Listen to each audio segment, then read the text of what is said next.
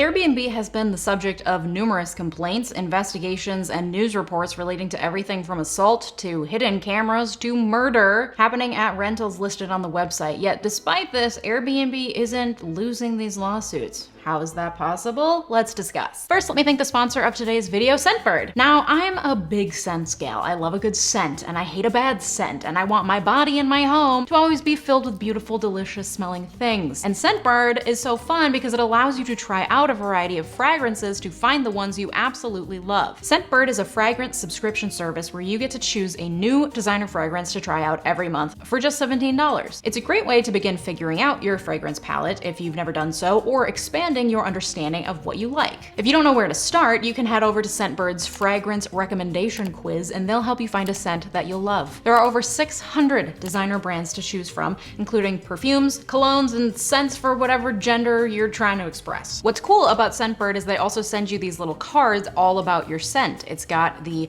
different scent notes, the ingredients, and a little QR code so you can learn more about it. They come in these handy little vials, which offer a lot of product to test and are great for throwing in your purse or for traveling. I appreciate Scentbird because they've really helped me expand my scent horizons. I'm someone who loves a musky, dark, spicy scent, you know? I want to feel like I'm in the presence of a lumberjack or in a whiskey lounge or in a deep cave burning incense or something. I like it musky, okay? And I thought that that was it for me, you know? That's my scent destiny. But then through Scentbird, I tried out this 𝗬𝗥𝗡𝗏𝗧𝗏 light blue scent. It came in this pretty little vial. It smells amazing and it is not what I would typically go for. It has lemon, apple, cedar, bamboo, and musk. There's a little musk in there, but the lemon and the apple, that is not my thing usually, but something about this scent, oh, it is perfect for spring. It's just light and it's got that citrusy vibe to it while also being kind of musky. It's something I never would have traditionally bought a whole bottle of, but because I got it in this little tester tube, I was able to give it a try and I'm obsessed with it. Who knew? I've also been trying this 𝗦𝗥𝗢𝗏𝗏𝗧𝗏 scent, and this is very much right up my traditional alley. This 𝗦𝗦𝗢𝗏𝗏𝗏𝗧 has bergamot, tobacco, jasmine, caramel and patchouli essence. Like, this is hitting it out of the park for me. It's everything that I traditionally want in a scent. So where I had something new to work with the 𝗬𝗏𝗏𝗏𝗏 scent, this 𝗦𝗦𝗢𝗏𝗏𝗏𝗏 knocks it out of the park because it's exactly what I'm always looking for. Another one that I've been loving because it's exactly what I always look for is this Rag & Bone Amber. Ooh, it's so good. It's got hints of tobacco, saffron, liquid amber, and vanilla. So it's got some warmer tones to it. This is gonna be especially great for winter, but like, I love musk all year round. And then finally, one that I'm also loving that is outside my normal flavor palette, if you will, is this 𝗬𝗥𝗏𝗏𝗏𝗏 Be Delicious.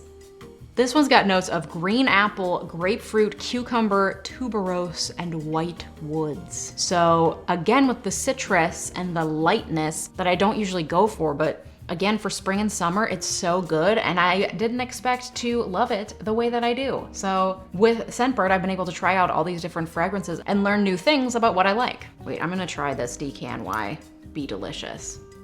How cute is that? Let me give it a little spritz. That was right in my mouth. Delicious. No, it's so fresh though. I love it.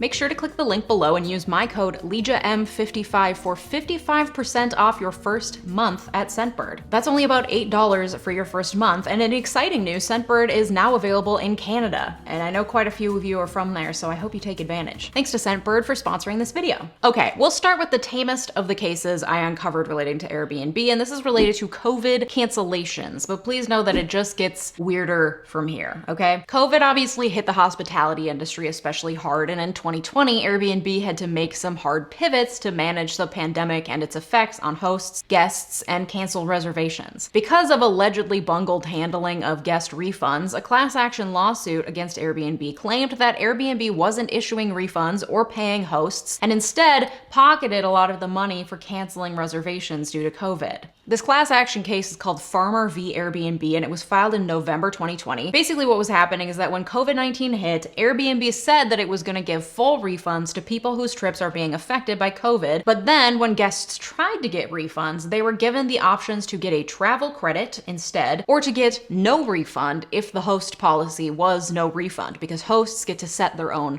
refund policies. And then there was a third, less obvious option in small print at the very bottom of the request form, where you could request a full refund, but the guest had to justify the refund, and the options were limited and required guests to provide documentation to back up why they were canceling the reservation. And the lawsuit alleges that Airbnb often rejected guests' documentation as insufficient. Then Airbnb set up a fund of $250 million to pay hosts for lost income, but at the same time only offering to pay hosts 25% of what they would have made under their own cancellation policy. So the combo, according to the lawsuit, means that guests were often opting for a travel credit that then expired at the end of the year, or to get whatever they would have gotten as a refund from the host, which was often $0, but then hosts only got 25% of their refund. So allegedly Airbnb was pocketing the rest. But it got to benefit off the good PR of seeming to offer both guests and hosts a solution right ahead of Airbnb's IPO. Allegedly, the Airbnb extenuating circumstances policy didn't allow for travel credits, even though that's what they were offering to guests due to the extenuating circumstances of COVID. The named plaintiff in this case was a host complaining of not receiving compensation for canceled reservations. So he took Airbnb to arbitration per the arbitration clause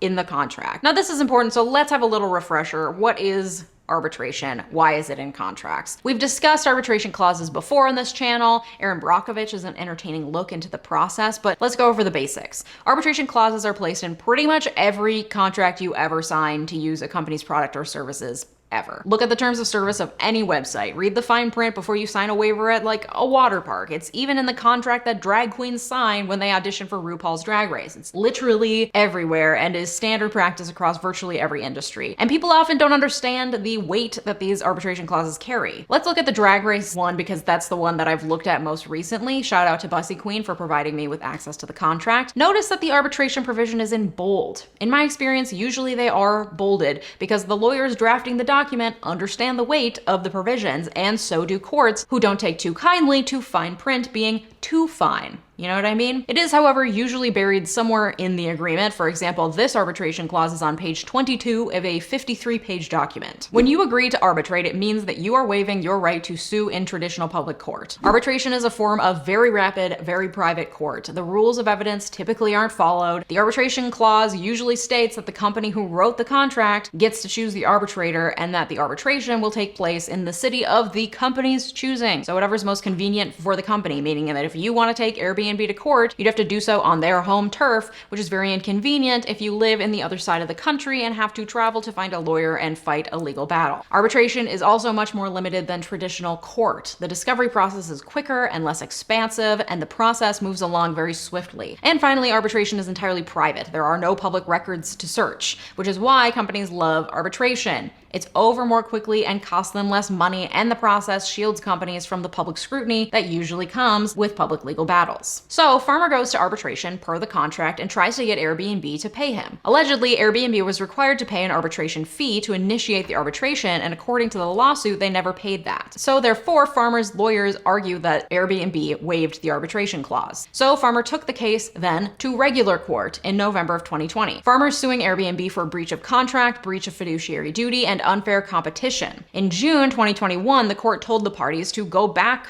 to arbitrate because apparently Farmer, the named plaintiff, requested to withdraw when Airbnb failed to pay the arbitration fee, but the arbitrator didn't officially dismiss the case or rule that it should be taken to federal court. So the federal court said that the final decision as to the arbitrability is up to the arbitrator, who hasn't made that finding yet. So they granted the motion to compel arbitration, but stayed the case or paused it instead of officially dismissing it in case it is ruled that it can't be arbitrated. That was fully a year ago at this point, so I assume arbitration was the route that ultimately ended up happening, which means no class action, just individuals having to go through the arbitration process, which is prohibitive because lawyers are expensive, which is why class actions can be so beneficial. It's also private, so we don't know the outcome. Moving on, Airbnb has also been the subject of multiple complaints of racial discrimination, something that is incredibly touchy given this country's history of racial discrimination in housing and the subsequent laws that have been passed to try to curb that discrimination. Whether or not the laws are effective are another topic for another day. First, we have 𝗬𝗏 v. Airbnb, a class action lawsuit filed in 2016. The complaint alleges the following. 𝗬𝗏 is a black man who tried to book Airbnb accommodations in 2015 in Pennsylvania. The host told him that the room was no longer available. Then 𝗬𝗏 created 2 fake accounts using pictures of white men and tried to book the same day with the same host, who immediately accepted the bookings. He then confronted the host, who said people like him were just trying to victimize themselves. So he contacted Airbnb about discrimination and then never heard back from them. So he sued Airbnb in federal court for violating his civil rights, specifically the Civil Rights Act of 1964, which guarantees equal treatment in public accommodation, and the Civil Rights Statute 14 U.S.C. section 1981, which protects against racial discrimination in the creation of contracts, and for violating the Fair Housing Act, which prohibits against discrimination in rental accommodation. Just like with the COVID issue, the judge required the case to first go to arbitration based on the arbitration clause in the contract. This is going to be a theme. And the judge stayed the case pending arbitration. Then 𝗬𝗏 lost in arbitration and appealed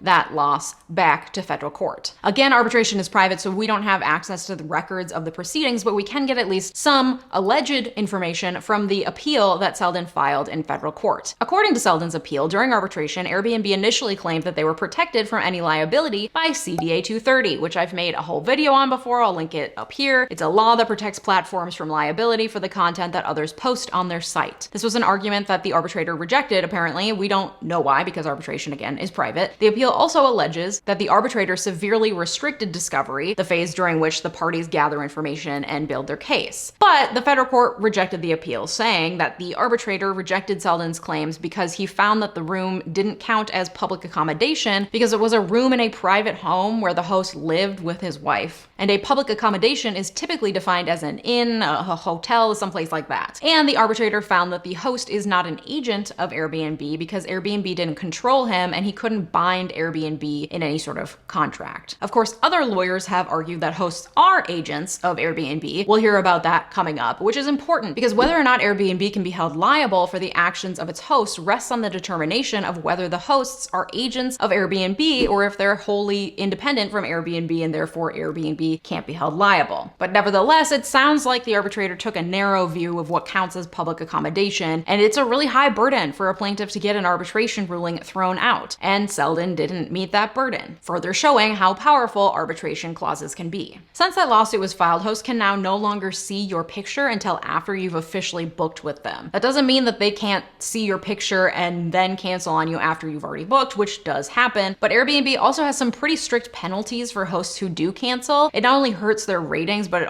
they're required to pay a fee. However, given how often anecdotal evidence points to hosts canceling on guests, it does make me wonder whether the penalties Airbnb uses are actually effective in curbing last-minute host cancellations, including cancellations that are the result of racial discrimination. And there appears to be a group of lawyers working to build another class action against Airbnb for allegedly faulty background checks that showed up when guests tried to apply to use Airbnb, and the background checks found expunged records that are not legally allowed to be used against a person, or showed records multiple times, making it look like the person committed the same crime over and over, or showed accusations for which the person was later acquitted, making their record look worse than it actually was, all leading to denials and account deactivations. This is important because over-policing of Black and brown populations means that the people that are more likely to have expunged records or accusations that never resulted in being found guilty tend to be Black and brown people. Okay, and then Airbnb ran into some hot water due to their smart pricing algorithm. This isn't a lawsuit, but it is an interesting tidbit that falls under the umbrella of discrimination. In 2015, Airbnb unveiled its smart pricing software, which was meant to help hosts get more bookings and to help lessen the disparity in incomes between Black and white hosts on the app by allowing hosts to set the minimum nightly rate, and then the algorithm does the rest based on demand and average prices and availability in the area. The problem was that Airbnb created this with the explicit purpose to lessening the racial disparity in incomes on the app, and then didn't track whether it was actually meeting its goal of closing the disparity gap. Instead, what happened is more white hosts implemented smart pricing than Black hosts, and it actually ended up increasing the disparity of earnings between Black and white hosts by 20%. Of course, this isn't necessarily the direct fault of Airbnb, but it does highlight the fact that Airbnb claims to be a company very concerned with diversity and equity, but in the end, it doesn't really walk the walk. They have an anti-discrimination team, but instead of the 10 to 15 employees that most project teams have, they only have 5 employees, according to an anonymous employee on that anti-discrimination team. And they're operating on a shoestring budget, constantly in a reactionary mode, instead of having the resources to be proactive about anti-discrimination, according to this employee. And the technology that allowed for the smart pricing tool also had the tools built into it to analyze how it was affecting racial disparity between hosts. But Airbnb allegedly didn't do anything with that tool or the information that they could have gotten from it. Even with all of this, one former ACLU director said that Airbnb is doing more than any other company in Silicon Valley to measure the disproportionate racial impact of its services. So apparently the bar is really low, which I guess probably doesn't surprise us. All right, then we have the issue of hidden cameras. Airbnb created a camera policy in 2014 that requires hosts to disclose where there are cameras throughout the property, and bars cameras are being located in areas where guests would have an expectation of privacy, like bedrooms and bathrooms. Despite this policy, there have been numerous lawsuits filed against Airbnb hosts for hidden cameras. People are creeps. Double check your hotel rooms and Airbnbs for like two-way mirrors and recording devices, people. Tons of hosts have been sued directly by guests for having hidden or undisclosed cameras. Airbnb itself, as far as my research could find, has been accused of allowing hosts to use recording devices without disclosing it, but as far as I could find, they've only been sued twice. Once was in 2015. The lawsuit alleges that a German woman named 𝗦𝗡𝗥𝗡𝗦 was staying at an Airbnb in Irvine, California, when she realized that there was a camera filming her from next to the TV in the living room. This was not disclosed to her when she rented the place, and she had been just walking around the apartment naked, as one does, and having personal conversations with her partner in full view of the camera, which was also recording audio. She moved out immediately and made a complaint to Airbnb, who allegedly did nothing and allowed these hosts to continue renting and hosting guests. So she sued Airbnb for negligence and sued the host for violating her privacy and for intentional infliction of emotional distress. The parties had some back and forth in court, and a year and a half later, they, you guessed it, settled out of court. So we don't know the settlement terms. And the most recent lawsuit was filed in March of this year by Jane Does 1 through 3 against Airbnb and unnamed hosts. The complaint alleges that the 3 plaintiffs went to this secluded farm for a girls' weekend getaway, and that the hosts had placed a camera in one of the bedrooms in the Airbnb. And that, my friends, is the perfect setup for a horror movie, so you can count me out.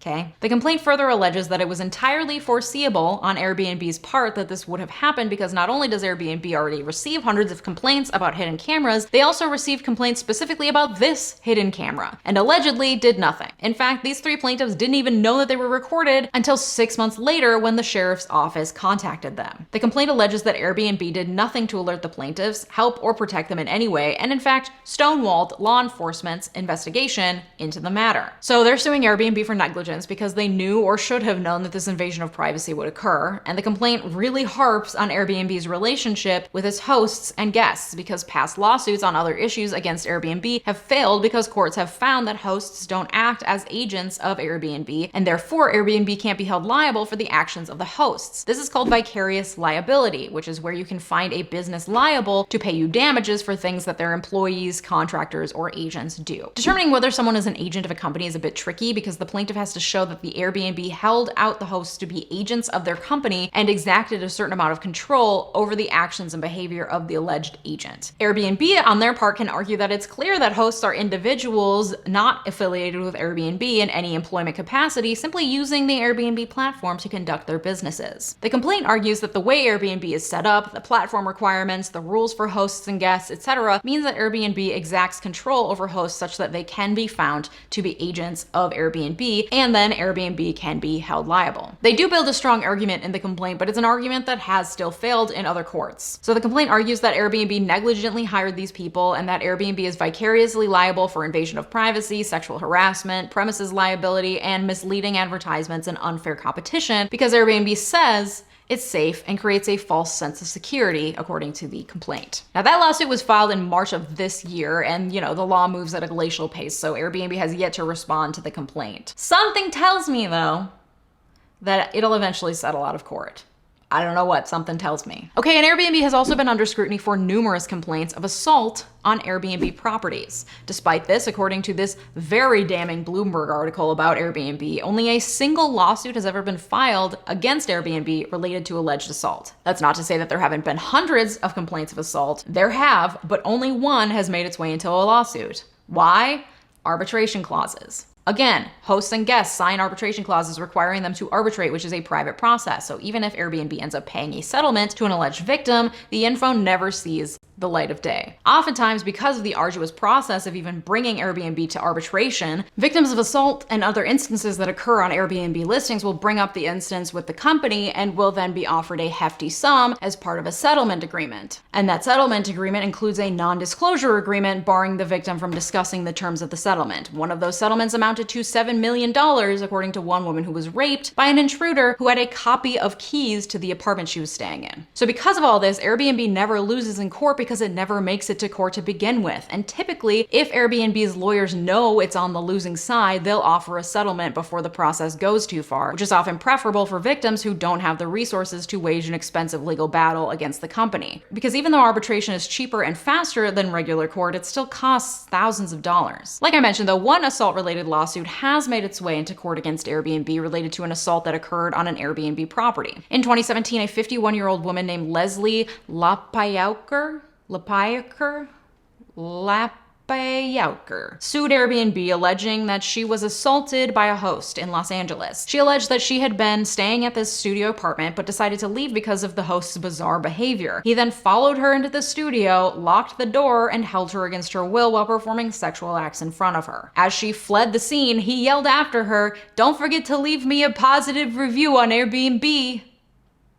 Late-stage capitalism truly never ceases to amaze. She apparently called the cops, but the guy wasn't charged because he claimed the encounter was consensual, and then I guess they just dropped it because they didn't have enough evidence to the contrary. Now, the reason why 𝗬𝗦𝗢𝗥𝗩𝗬𝗦 was able to file this lawsuit when others aren't was because her lawyer argued that Airbnb hadn't done a thorough background check of the host. He had apparently been charged with battery in the past but wasn't convicted. Though that's a tricky argument to get behind because, as we've talked about, it's ethically dubious to hold a charge against someone who was then acquitted of the charge. A lot of people get charged for things that they don't do, and people who are charged are supposed to be innocent until proven guilty. So holding a charge that resulted in a acquittal against a person opens the door to a lot of different issues, and as we discussed, doing so against a potential guest also has consequences. Either way, it was enough for the case to make its way into court, and Airbnb eventually settled with 𝗬𝗦𝗢𝗥𝗩𝗬𝗦 for an undisclosed sum. So again, they were sued, but they didn't lose. Settlement agreements almost universally come with the stipulation that the settlement doesn't mean anyone is admitting to guilt, and it bars the other party from ever bringing the same issue to trial again. It's just two parties coming together at arm's length to form a contract and keep the pesky lawsuit out of the court's hair, which is why courts love settlements. So because of these arbitration agreements, a case has never successfully been tried in court. So courts have never had the opportunity to establish the extent to which short-term rental companies could be held liable for the crimes that occur on properties listed on their website. And the secrecy extends to the rental properties themselves. Due to privacy concerns, Airbnb typically doesn't release the names and addresses of hosts and properties to the government, which on one hand is a business just trying to exercise good privacy protections. I personally am not thrilled at the idea of a company just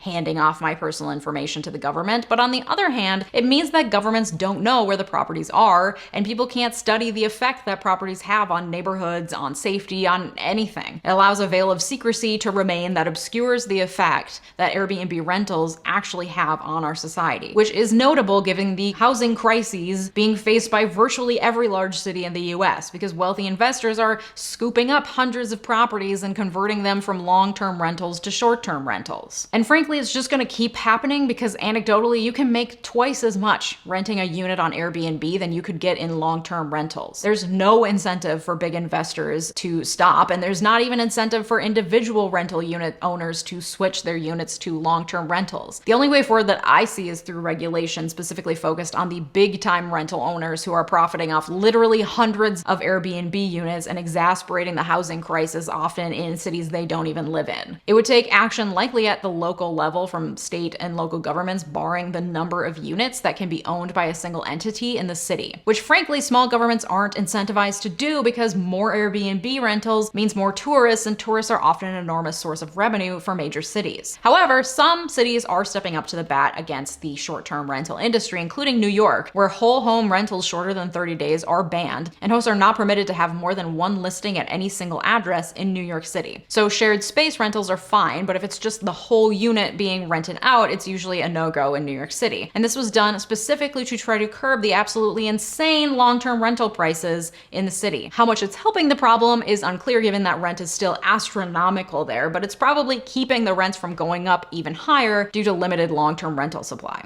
And that, my friends, is the sordid tale of Airbnb and all of its legal troubles. I'm interested to see the future of the short-term rental industry because it does seem like it's been this Wild West that legislators are now slowly starting to catch up with, and I think future regulations will continue to mount against things like Airbnb and maybe will allow for victims to get their day in court. Thanks once again to my partner for today's video, Scentbird. Reminder to click the link in the description down below and use my code LeejaM55 to get 55% off your first month with Scentbird. That's only about $8 for your first month. Thanks, Scentbird. Thank you so much to my Patreon supporters. Yes, that's right, I have a Patreon. Head over there for behind-the-scenes footage, Leeja's book club, and so many other things. We have a Discord server where we're constantly chatting it up, so please join our little community. Thank you in particular to my extra special Patreon supporters, Old Man Pence, Ellen L, 𝗦𝗦𝗥𝗡𝗏, Daniel Taylor, and 𝗦𝗏𝗡𝗏𝗦. Thank you so much for your ongoing support. It means the world to me. The link to my Patreon is in the description below if you want to join. If you liked this video, you might also like this video that I made all about pesky celebrity wills.